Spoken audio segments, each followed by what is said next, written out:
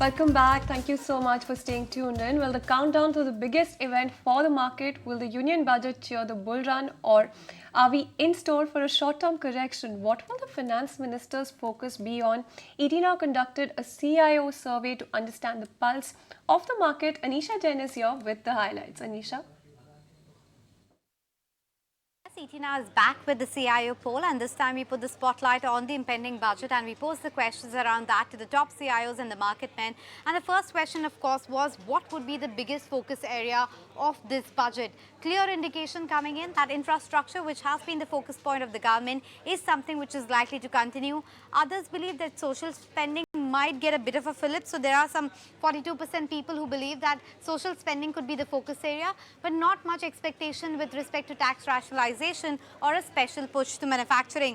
The other question we posed to the market guys was whether there is a possibility of a big sell-off post the budget.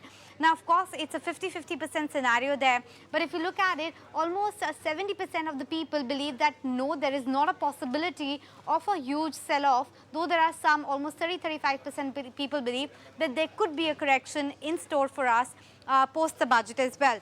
What could be the measures which could be announced then in the budget? Will there be any measure to curtail the F&O speculation and the F&O speculative trading? Well, large part of the street is mentally prepared for any such announcement coming in. Almost 67% people believe it is impending. Capital gains, that continues to be the big chatter around the budget time. However, this time around, almost 67% people believe that there is no expectation right now for tinkering in the capital gains tax. Yes, there's a possibility of it. So 33% people still believe it can happen, but the large part of the street is not expecting a big change there.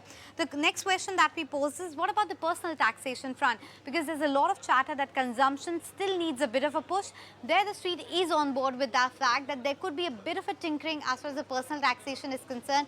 Maybe the brackets could be expanded so that there is a bit more leeway for consumption to pick up, and that's the verdict that we are witnessing right now. The other questions that we posed included the like of which sectors are the ones which is going to be the focus area. Well, IT, FMCG, pharma, the defensive place pretty much, which hadn't run up as much as the rest of the space, is the place where they're willing to put fresh money to work. There's also energy, defense, power that continues to be in the focus area.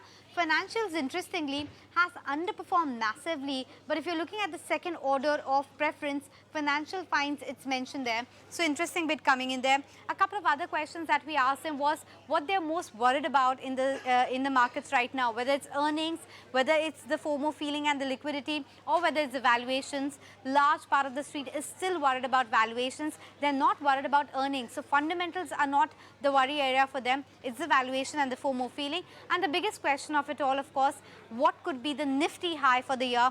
A couple of people replied that they do anticipate 27,000 on the index by the end of the year, but the large part of the street was concentrated around 25,500 to 26,000. So maybe, Ajay, we are in for a nifty rally, which is almost 1,500 points from here on till the end of the year. But yes, not perhaps at 27,000 on the nifty this year. That's what market men are telling us. All right, Anisha. If you like this video, then like, share and subscribe to ET Now.